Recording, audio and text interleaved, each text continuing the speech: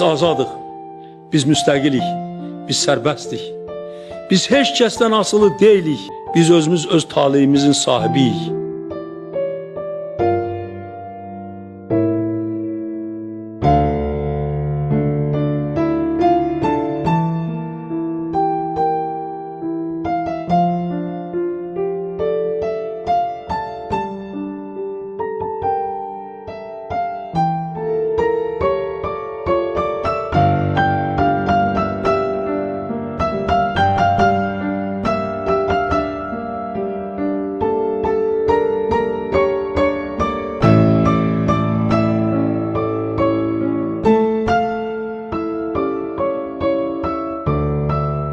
Arzu edirəm ki, sizlə birlikdə gedək Şuşaya.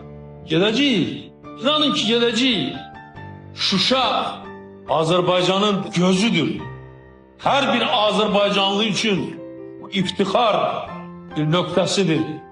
Şuşa bizim mədəniyyətimizin, tariximizin rəmzidir. Şuşa hamı üçün əzizdir.